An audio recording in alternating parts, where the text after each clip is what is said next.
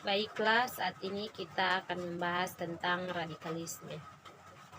Radikalisme adalah suatu pandangan, paham, dan gerakan yang menolak secara menyeluruh terhadap tatanan, tertib sosial, dan paham politik yang ada dengan cara perubahan atau pemberontakan secara besar-besaran melalui jalan kekerasan. Istilah radikalisme berasal dari bahasa Latin, yaitu radix yang artinya akar, sumber atau asal mula. Istilah radikal memiliki arti ekstrim, menyeluruh, fantastik, revolusioner, fundamental. Sedangkan radikalisme adalah doktrin atau praktek yang menganut paham radikal. Menurut Kamus Besar Bahasa Indonesia, radikalisme adalah paham atau aliran yang menginginkan perubahan atau pembaharuan sosial dengan cara kekerasan atau drastis dan sikap ekstrim dalam aliran politik. Terdapat beberapa ciri radikalisme, yaitu yang pertama mengklaim kebenaran tunggal dan menyesatkan kelompok lain yang tak sependapat. Yang kedua, radikalisme mempersulit agama Islam yang sejatinya samha atau ringan dengan menganggap ibadah sunnah seakan-akan wajib dan makmun seakan-akan haram.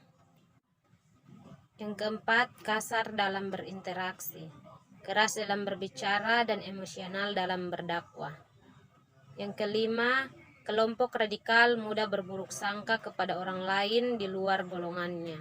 Yang terakhir, mudah mengkafirkan orang lain yang berbeda pendapat.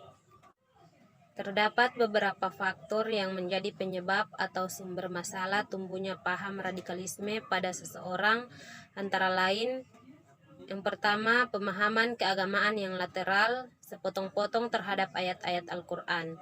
Pemahaman seperti itu hampir tidak umum moderat, dan karena itu menjadi arus utama mainstream atau umat.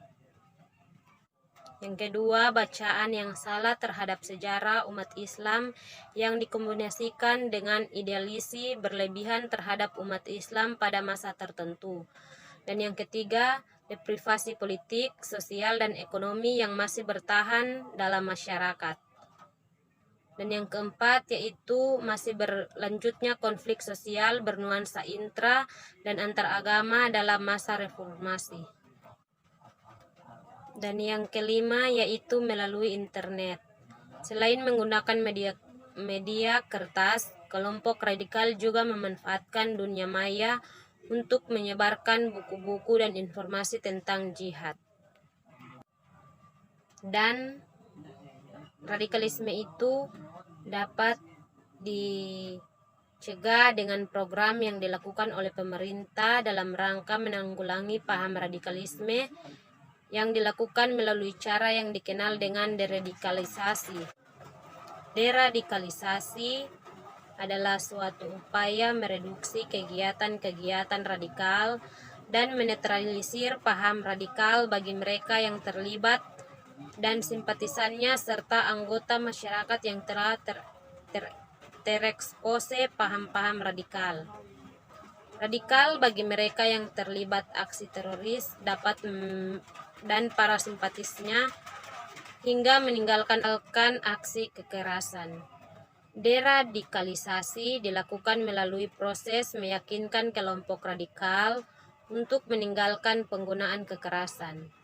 Program ini juga bisa berkenan dengan proses menciptakan lingkungan yang mencegah tumbuhnya gerakan-gerakan radikal dengan cara menanggapi root cause atau akar-akar penyebab yang mendorong tumbuhnya gerakan-gerakan ini. Dan menurut Asyumardi, deradikalisasi dilakukan dengan 6 pendekatan, yaitu pertama rehabilitasi, yang kedua redukasi, yang ketiga resosialisasi, yang keempat pembinaan wawasan kebangsaan, yang kelima pembinaan keagamaan moderat, dan keenam kewirausahaan. Adapun penjelasan pendekatan tersebut adalah sebagai berikut. Yang pertama, rehabilitasi. Program rehabilitasi dilakukan dengan 2 cara, yaitu pembinaan kemandirian untuk melatih dan membina para mantan napi mempersiapkan keterampilan dan keahlian, serta pembinaan kepribadian untuk melakukan pendekatan dengan berdialog kepada para napi teroris agar mindset mereka bisa diluruskan untuk memiliki pemahaman yang komprehensif serta dapat menerima pihak yang berbeda dengan mereka. Proses rehabilitasi dilakukan dengan bekerja sama dengan berbagai pihak seperti polisi, lembaga permasyarakatan, Kementerian Agama, Kemenkokersa, Ormas, dan lain sebagainya. Diharapkan program ini akan memberikan bekal bagi mereka dalam menjalani kehidupan setelah keluar dari lembaga permasyarakatan. Yang kedua, redukasi. Edukasi adalah penangkalan dengan mengajarkan penceramahan kepada masyarakat tentang paham radikal, sehingga tidak terjadi pembiaran berkembangnya paham tersebut. Sedangkan bagi narapidana terorisme, edukasi dilakukan dengan memberikan pencerahan terkait dengan doktrin-doktrin menyimpan yang mengajarkan kekerasan, sehingga mereka sadar bahwa melakukan kekerasan seperti bom bunuh diri bukanlah jihad melainkan identik dengan aksi terorisme. Yang ketiga, resosialisasi adalah program yang dilakukan dengan cara membimbing mantan narapidana dalam bersosialisasi, berbaur, dan menyatu dengan masyarakat. Deradikalisasi juga dilakukan melalui jalur pendidikan dengan melibatkan perguruan tinggi melalui serangkaian kegiatan tersebut seperti public lecture, workshop, dan lainnya. Mahasiswa diajak untuk berpikir kritis dan memperkuat nasionalisme sehingga tidak mudah menerima doktrin yang destruktif. Yang keempat, pembinaan wawasan kebangsaan. Wawasan kebangsaan adalah moderasi paham kekerasan dengan memberikan pemahaman nasionalisme, kenegaraan, dan kebangsaan Indonesia. Yang kelima, pembinaan keagamaan. Pembinaan keagamaan adalah rangkaian kegiatan bimbingan keagamaan kepada mereka agar memiliki pemahaman keagamaan yang inklusif, damai, dan toleran. Pembinaan keagamaan mengacu pada moderasi ideologi, yaitu dengan melakukan perubahan orientasi ideologi radikal dan kekerasan kepada orientasi ideologi yang inklusif, damai, dan toleran.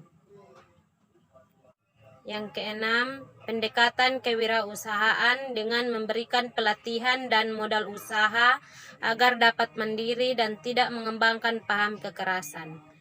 Dunia usaha mampu menciptakan lapangan kerja, mengurangi pengangguran, meningkatkan pendapatan masyarakat, dan meningkatkan produktivitas. Selain itu, dunia usaha juga memiliki peranan penting untuk menjadikan masyarakat lebih kreatif dan mandiri. Demikian yang dapat saya sampaikan mengenai radikalisme. Sekiranya dapat menambah sedikit ilmu bagi teman-teman dan disampaikan. Terima kasih.